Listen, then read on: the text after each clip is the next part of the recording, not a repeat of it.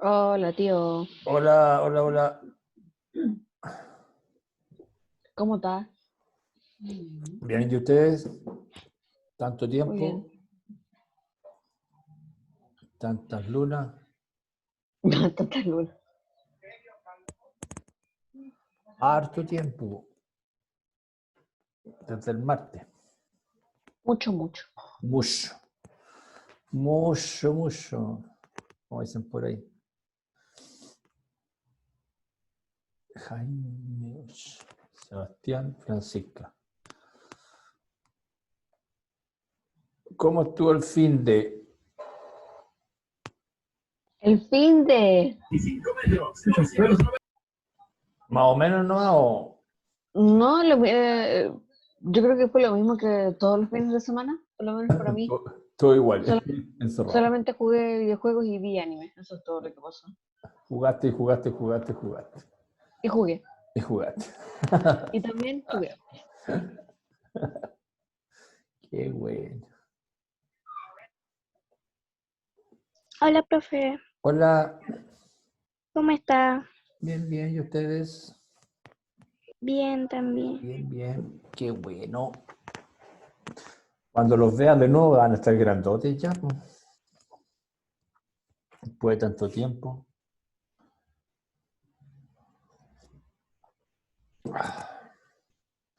Vamos a ver, ahí viene la Florencia. Vamos a esperar un ratito.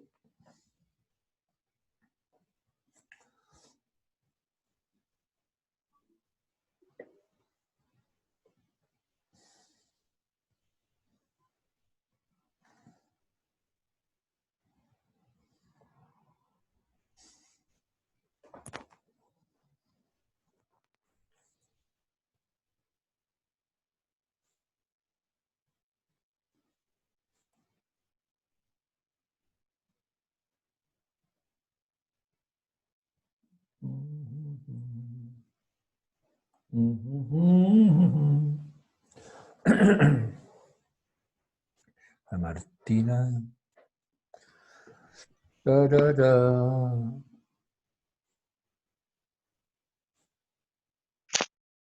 Chao.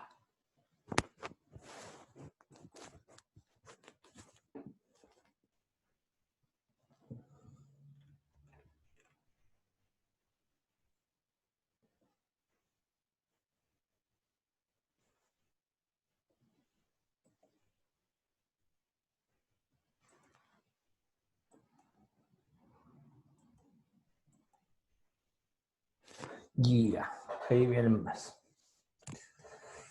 Vamos a retomar.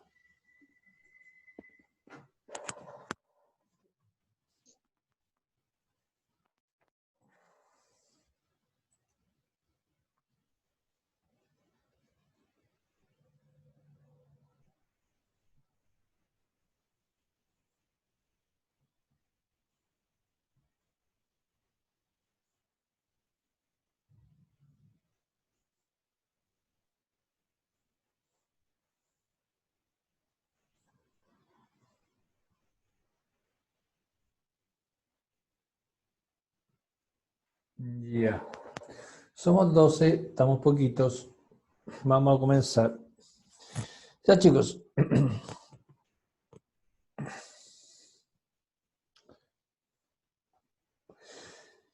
¿Quién me hace un resumen de lo que hemos visto hasta el momento? ¿Quién se acuerda de lo que vimos el martes pasado? Volcanes, placas tectónicas. Bueno, placas tectónicas sobre todo. Ya, placas tectónicas sobre todo. Ya. ¿Qué diferencia hay entre bordes convergentes y divergentes? Eh, Hay unos que se alejan y otros que se acercan. Pero no me acuerdo cuál era cuál. Entonces no está muy claro. No. Ya. Divergente es el que se aleja. Divergente es el que se aleja. ¿Cómo que se aleja? ¿A qué te refieres con que se aleja? Se separan las placas tectónicas. ¿Y ahí qué tiene que ver con los bordes? Ya. Vamos a repasar No, un poquito los bordes, ¿ya? porque es la última parte que nos está quedando. Así que para que quedemos claritos, vamos a repasar eso porque yo cacho como que esa última parte está un poquito más o menos. Ya, vamos a mirar los bordes divergentes y los convergentes y vamos a mirar la última parte que nos queda y con eso vamos a ir cerrando esta parte de las placas. Vamos a ver, a entrar a Sofía y partimos. Joaquín, está llegando todo un poquito tarde. Ya. Recordemos siempre, tenemos que tener presente una cosa, que la Tierra era un gran y único continente, que se llamaba Pangea, un gran y único continente. No había más que uno y se fue separando. Ahora bien, aquí le llamamos, en esta separación de placas que están en movilidad, que están constantemente moviéndose, la Tierra nunca está estática y eso es súper importante, la Tierra es dinámica. Nosotros podemos no percibirlo a veces, pero eso de que el temblor es ocasional, eso es falso. El temblor es constante porque la placa las placas están en constante movimiento, que a veces son un poco más bruscos que otros momentos, sí, eso sí es verdad, pero la placa está en constante movimiento. Entonces, en ese constante movimiento se van generando liberaciones de energía que generan lo que nosotros llamamos los sismos. Ahora bien, los bordes se refieren a límites. Los bordes es un límite entre placas, y los bordes generalmente son de dos tipos. Los bordes, por ejemplo, como te estamos mirando para que nos quede bien clarito y lo vamos anotando, para que hagamos la diferenciación, porque hay un problemilla en el concepto. El borde es un límite, primera cosa, entre placas, límite entre placas. Y acá el borde divergente corresponde al límite de placas que se van separando y que forman generalmente relieves submarinos, en el caso de los bordes divergentes, que tienen gran actividad sísmica. Por ejemplo, acá estamos mirando, acá hay una línea entrecortada, donde se está formando, hay un borde divergente, que se refiere a está llegando todo atrasado. A placas que se están separando y están liberando energía, y están liberando energía y están generando estas actividad sísmica, y están generando, más que esta actividad sísmica, una especie de relieve submarino. Es decir, las mismas, así como nosotros en la superficie vemos montañas, valles, altura, lo mismo hay en el fondo del mar, pero como al revés, montañas, valles, etc. Y ese relieve que hay en el fondo del mar es generado por este movimiento de las placas, producto de la necesidad de liberar la energía que hay en el fondo del mar.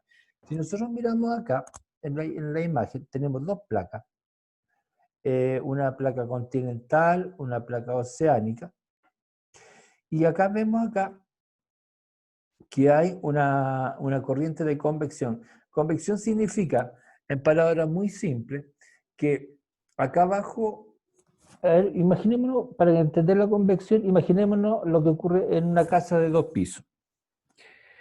Si yo coloco una estufa en el primer piso, ¿qué es lo que pasa en el segundo piso? A ver, ¿qué me cuenta? A ver, Benjamín, o Sebastián, o Nicolás. ¿Qué me cuenta si yo coloco si yo tengo una casa de 2 pisos y coloco una estufa en el primer piso? ¿Qué pasa con la temperatura en el segundo?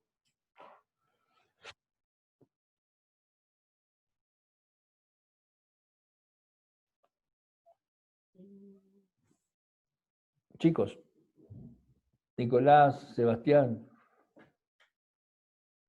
¿Qué? Benja, No entendí. si yo coloco una estufa en el primer piso de una casa, si tengo una casa de 2 pisos y coloco una estufa en el primer piso de una casa, ¿qué pasa con el segundo piso? ¿Cómo se siente el segundo piso? ¿Más frío o más caliente? Puede que un poco más caliente, ¿Por qué? como está la estufa, ¿Ah? pero puede que no, porque está la estufa abajo, pero como está en pisos diferentes, no llega mucho el calor. A ver, cuidado, cuidado, cuidado. ¿Qué es lo que pasa con el aire? Cuando yo tengo un aire...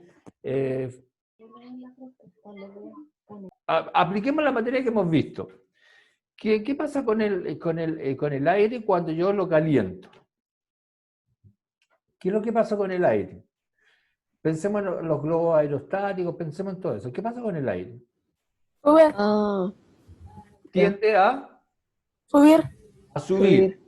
A subir. Entonces, por lo tanto, si yo coloco estufas en el primer piso, tiende a subir con el aire Subir caliente hacia el arriba y después calor. a bajar con el aire, cuando se enfría, a bajar y así empieza a circular. Eso se llama convección. Ah, Entonces, eso es lo que pasa en la Tierra. Como ya hay entender. mucho calor, y recuerden que el magma estaba formado por gases también, hay corrientes de convección. El gas, como está tan caliente, tiende a subir y al llevar el magma hacia arriba, y comienzan estas corrientes que empiezan a desplazar hacia arriba el magma y lo tienden a hacer salir. Y al hacer salir, empiezan a generar una fuerza que tiende a mover, a abrir y a separar las placas continentales y a generar este relieve, este como monte, estas montañas que hay en el fondo marino.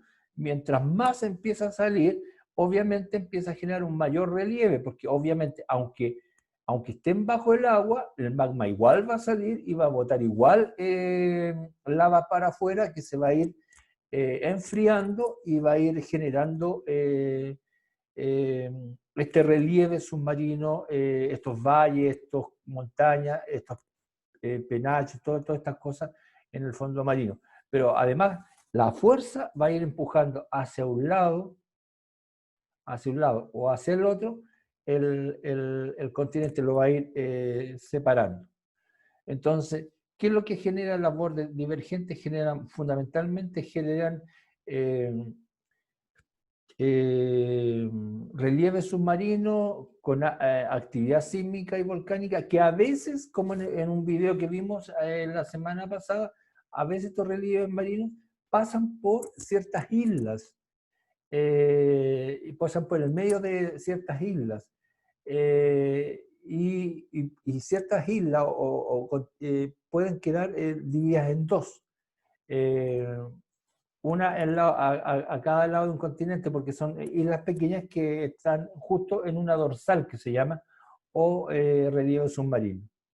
Pero entonces, eso es un borde divergente, porque no va hacia abajo, sino que va hacia afuera, Hacia arriba. hacia arriba, que esa es la diferencia. Entonces, por eso yo les mostraba que el video que está por acá, pero no es oportuno verlo de nuevo, porque ya lo vimos, pero es el video de Islandia, que donde se veía esta gran muralla y que está justo en la isla, al medio, porque la isla es una isla que nace de este tema volcánico. Recordemos que muchas islas nacen de volcanes. No son constructos de movimientos de masas grandes de la Pangea, sino que nacen de formaciones volcánicas. Ahora,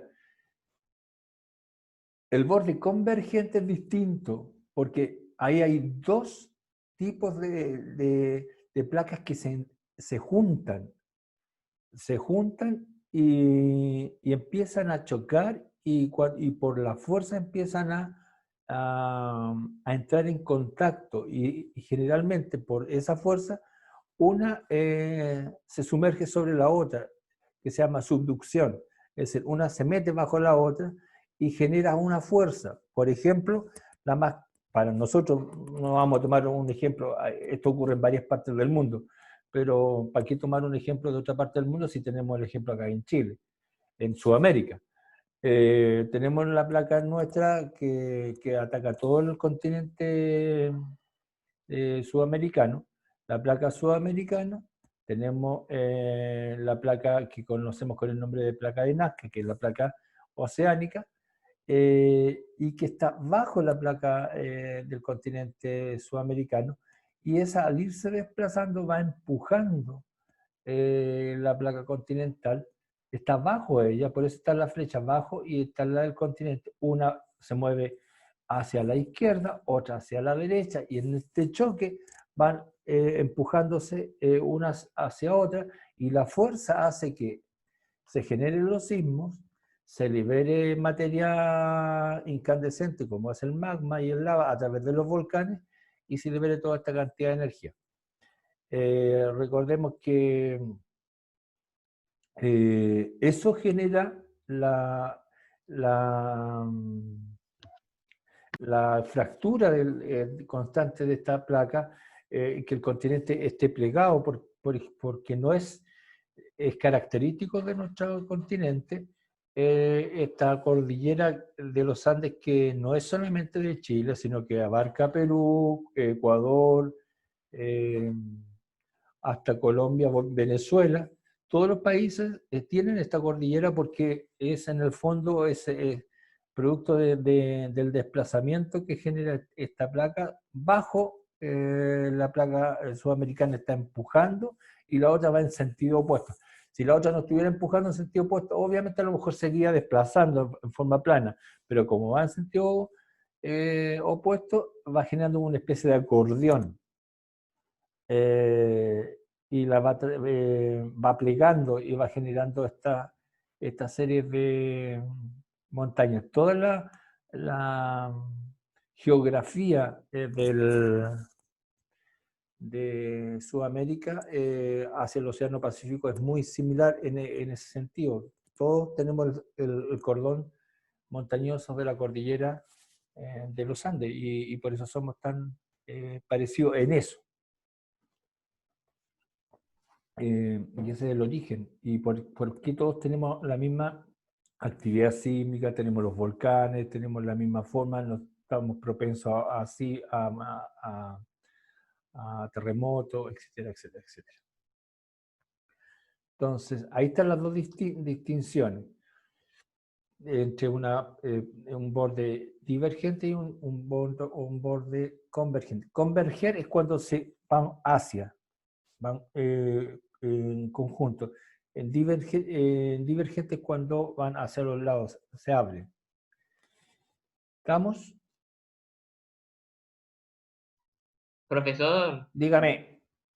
¿quién es Paino White? ¿Perdón? ¿Quién es Paino White? ¿Está Espérate, en la clase? espérate, que no, en este momento tenía abajo el... Profe, una cosa. El Ya. César me dijo que me iba a dar un baile de 500 fornitas y me ponía ese nombre. Y él mismo lo sabe. Se puso el nombre de PlayStation.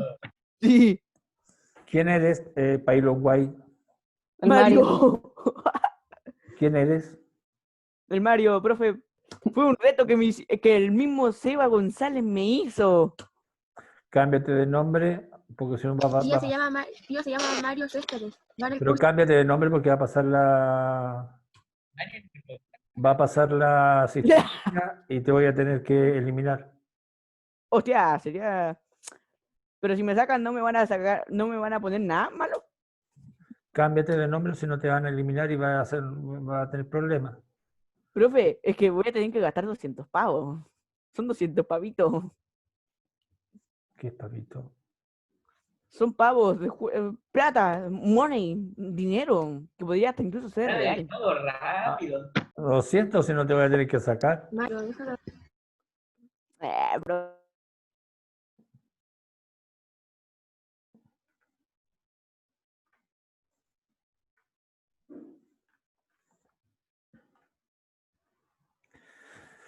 Ya. ¿Estamos hasta ahí? ¿Quedó claro lo de borde divergente y convergente?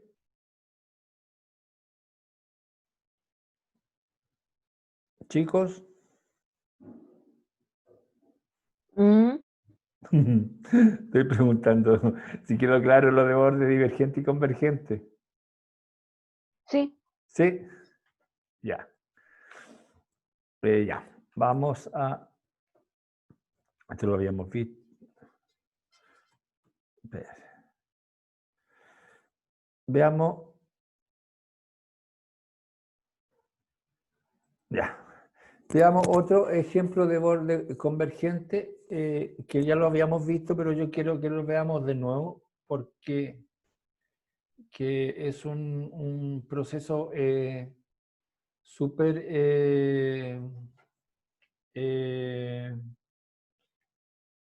especial y que es cuando se da entre continentes. Que es el más, aunque ya lo miramos, lo vamos a tratar de explicar el otro día como que lo vimos muy rápido, y que es el más significativo que existe. Es el proceso que se da entre India y Asia. India siempre fue una isla grande y que estaba en el Océano Índico, en la parte muy baja del Océano Índico. Y producto de una serie de fenómenos, rápidamente, es uno de los procesos más rápidos que se ha dado en la creación de la Tierra, nace la cadena montañosa del Himalaya. Y lo más importante es que se pliegan y se forma un continente mucho más grande de lo que era. Que es análogo a un fenómeno que está ocurriendo en África. En África es al revés. En África se está partiendo. Se está generando una división al centro de África, que es una separación. África se está separando al medio, que es distinto a lo que ocurrió con África, con India. India se juntó. Y aunque ya lo vimos, me quiero detenerme en el dibujo, por eso lo quiero mostrar de nuevo. Espérense, vamos a mirar una cosita que recuerdo no haber puesto el sonido.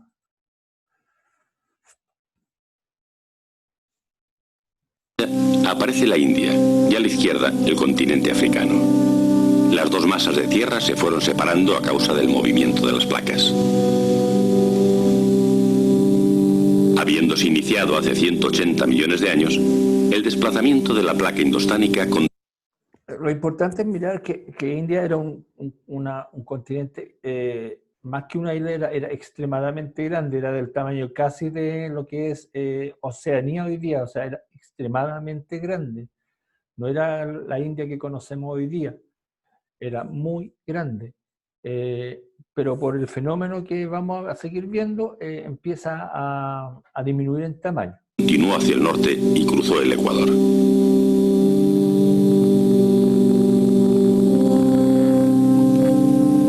En la aproximación de la placa indostánica al euroasiático, después de un desplazamiento de más de 7.000 kilómetros, comenzaron a aparecer muchas islas en el mar que separa ambas regiones. ¿Cómo se formaron estas islas?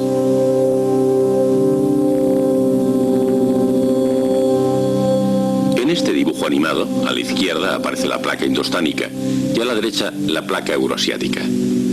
Sobre el fondo del océano que separa ambas placas, existen gruesas capas de depósitos que contienen los restos de criaturas marinas. Presionadas entre las dos masas de tierra, estas capas de depósitos fueron lentamente desplazadas hacia arriba y a la vez plegadas o dobladas, solapándose algunas entre sí. La presión hacia arriba fue lentamente forzando el fondo hacia fuera del océano, formando las islas.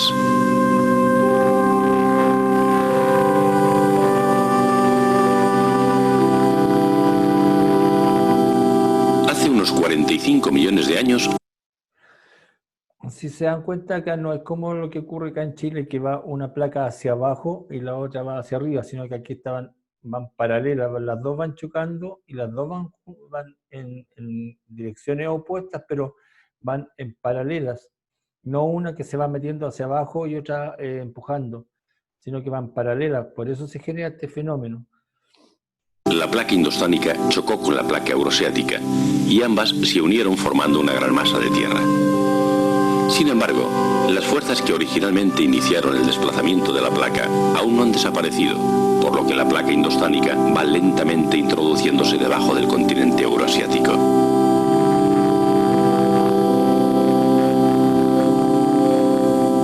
En este dibujo animado se ve gráficamente el proceso, mostrando ambas placas seccionadas. Los depósitos del fondo del océano, que primeramente formaron islas a causa de la colisión de las placas, se han seguido elevando por el desplazamiento de la placa indostánica bajo la masa de tierra de Eurasia. Fuerzas increíbles empujaron de una forma inexorable estas islas hasta una altura de más de 8.000 metros, creándose el Himalaya. A la vez, detrás apareció la extensa meseta del Tíbet. Fue la colisión de la placa indostánica con la placa euroasiática lo que dio lugar a la formación del Himalaya. Ello es una muestra espectacular de la rotura del enorme continente de Pangea, proceso que dura más de 100 millones de años y que aún continúa.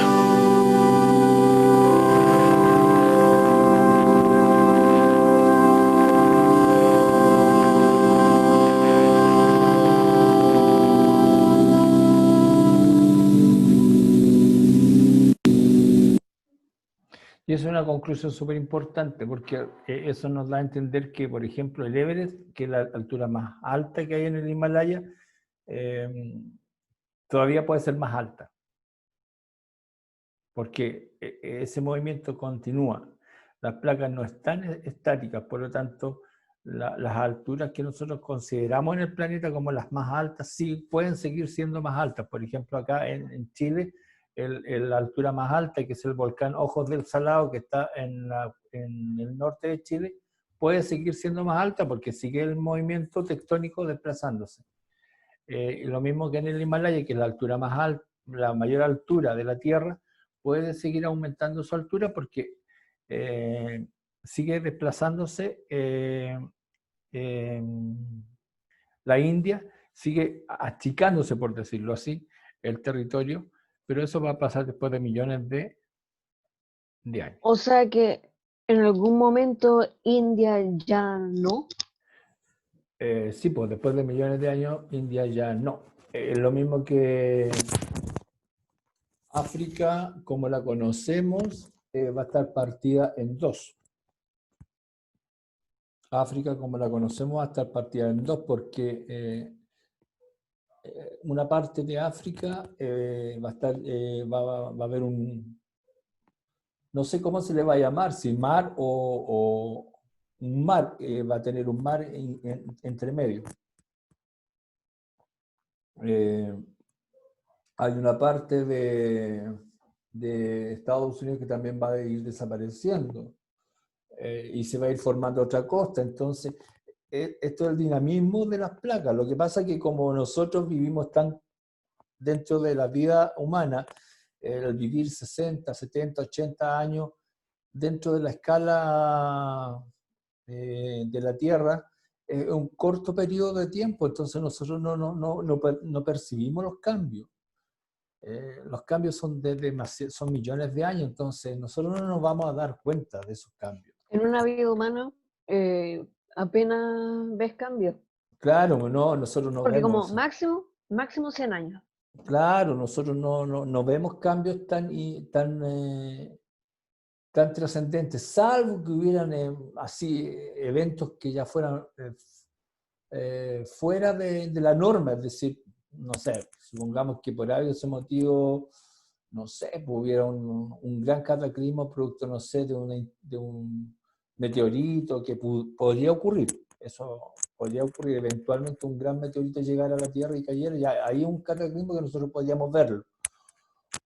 O eventos como el cambio climático, que nosotros lo hemos podido ir observando, pero ha pasado con un tiempo bastante largo, pero igual lo podemos ir a observar algunos efectos.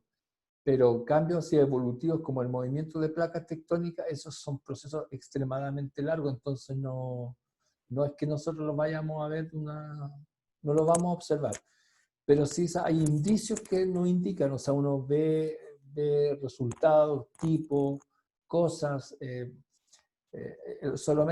Cuando uno va a las playas o al cerro y ve los bordes de las rocas, es interesante ver cómo van las rocas, los colores, y uno se va dando cuenta.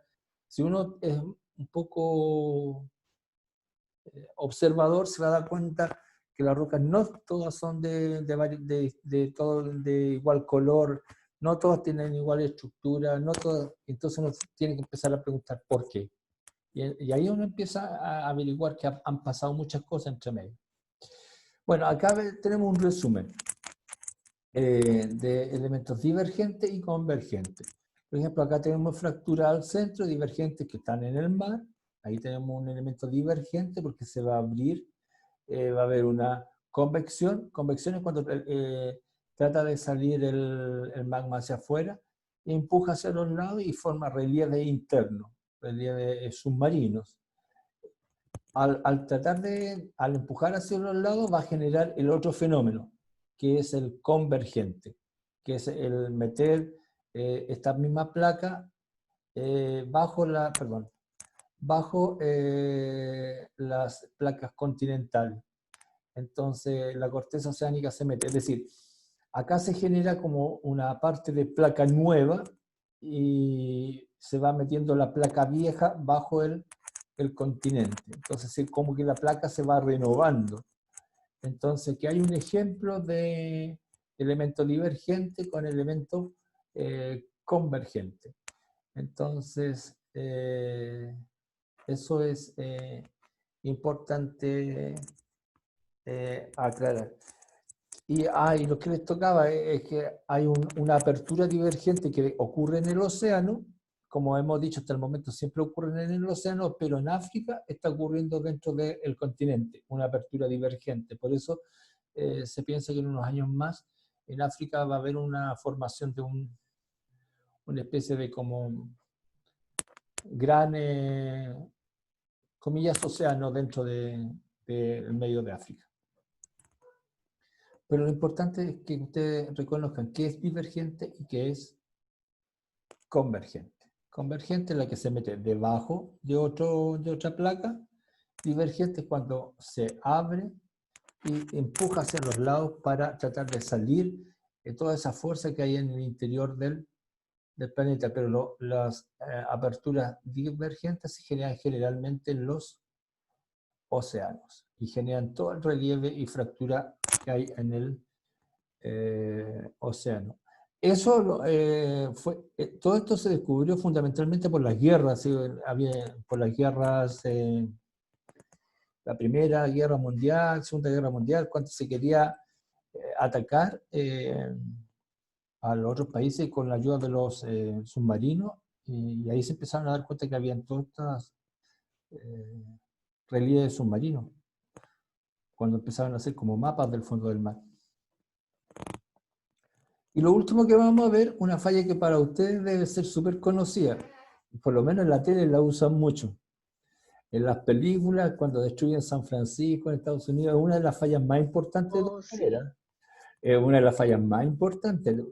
Yo no sé por qué todavía a los americanos les da por construir en ese lugar, porque es una falla que funciona al revés. Y que una de las fallas funciona al revés, es decir, la placa se mueve en este sentido de las flechas. La placa del Pacífico se mueve hacia el norte y la placa americana se mueve hacia el sur. Es decir, el continente se desplaza en ese sentido y está fracturado el continente. Y de hecho, uno puede seguir por todo Estados Unidos la fractura. Entonces, es una de las zonas más riesgosas, una de las zonas más riesgosas del mundo y una de las zonas más densamente pobladas. Por lo tanto, esa falla es donde no debería existir nada construido. Y es donde hay más construcciones. Es la torpeza humana. es construir en zonas donde uno no debe construir por un tema de seguridad. A donde hay mayor cantidad de ciudades, con mucha densidad poblacional, y cuando es la locura humana de construir en lugares donde el riesgo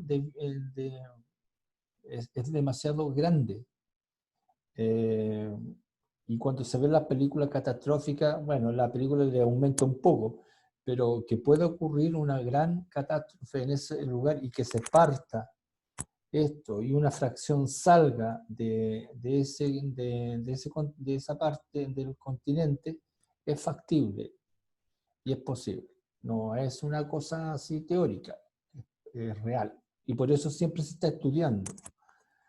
Vamos a mirar para que podamos, un video para que lo podamos entender. La falla de San Andrés es la más grande del planeta y se encuentra situada en pleno cinturón de fuego, es decir, la zona que concentra la mayor actividad sísmica del planeta.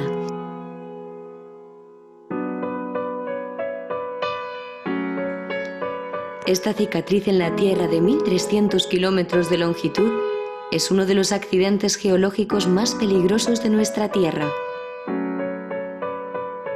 La serie de fisuras que la forman fueron creadas hace millones de años por el movimiento de dos placas en sentidos opuestos, lo que se conoce como falla inversa. El terremoto que tuvo lugar entonces se originó a 300 kilómetros del actual Golden Gate Bridge, y Muscle Rock se encuentra encima de la falla. Hace millones de años, la placa del Océano Pacífico chocó contra la de Norteamérica y comenzó a hundirse bajo ella, lo que se conoce como subducción. Este movimiento frente al de la inamovible placa de Norteamérica hizo que la placa del Pacífico comenzara a deslizarse hacia arriba, provocando así una falla horizontal. Los científicos afirman que si los movimientos de la placa continúan su curso, dentro de 30 millones de años, Los Ángeles podría llegar a convertirse en un suburbio de San Francisco. El mayor seísmo registrado en la zona fue el Gran Terremoto de San Francisco en 1906, un terremoto de 7,8 en la escala de Richter, que provocó el caos en la ciudad y miles de muertes. No obstante, los expertos creen que el próximo seísmo será el más grande conocido hasta el momento, el llamado Big One. Un terremoto de 8 grados de magnitud que podría provocar hasta 18.000 muertes y colapsar los servicios médicos de Los Ángeles, sin contar con las más de 200.000 familias que podrían perder sus casas. El coste de este desastre se ha estimado ya en unos 25.000 millones de dólares, y los científicos advierten que podría darse en un periodo de menos de 30 años.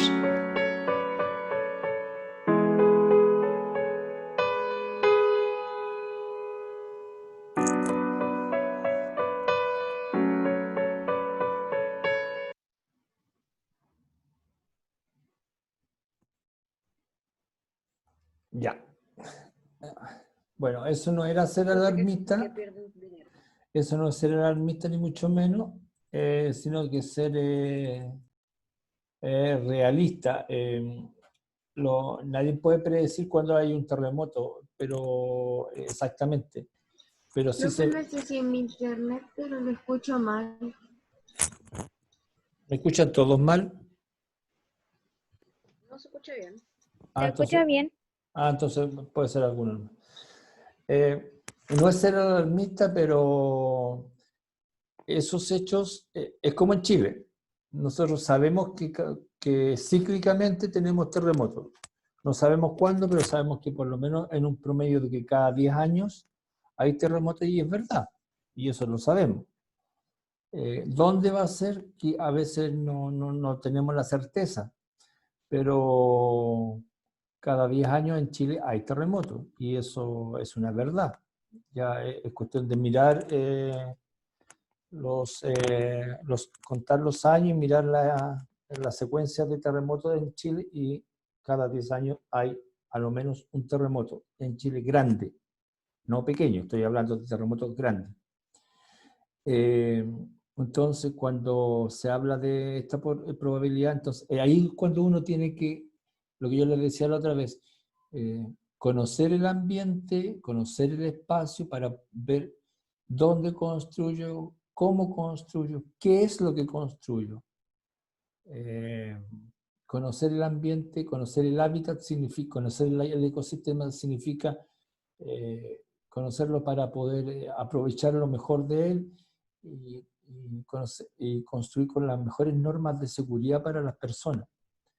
No conocer las ciudades, como ustedes ven, ciudades como las que están construidas en Estados Unidos, están llenas de edificios enormes, con gran cantidad de población, sabiendo que hay una probabilidad cierta de que haya algo muy grande. Los mismos errores cometemos acá en Chile. Construir grandes poblaciones o tener mucha población en lugares, por ejemplo, costeros, y donde recién, hace muy poco, tomamos conciencia de que había que educarnos de, por ejemplo, de los tsunamis. Tuvo que pasar un desastre, como el que pasó en el año 2010, para tomar recién conciencia de que había que tener sirena, de que había que tener alarma, de que había que tener vías de evacuación. Pero todavía no tomamos medidas claras de buscar lugares, de construcciones que sean adecuadas. Entonces, de repente el ser humano no es responsable frente a su entorno. Cree que la vida es eterna. Y no, la naturaleza tiene mucha fuerza y frente a esa fuerza nosotros no podemos hacer mucho. Bueno, chicos, dejamos hasta aquí. El jueves nos juntamos de nuevo. Ahí vamos a hacer una actividad como de síntesis de todo lo que hemos visto y vamos a cerrar esta parte de la unidad con una actividad. Pero que una actividad que vamos a hacer acá. No va a ser la actividad que manden, cosas por el estilo, no, sino va a ser una actividad como interna, ¿ya? Nos estamos viendo, cuídense. Nos vemos el jueves. Chau, chau. Chau. Chao. Chao. Chao.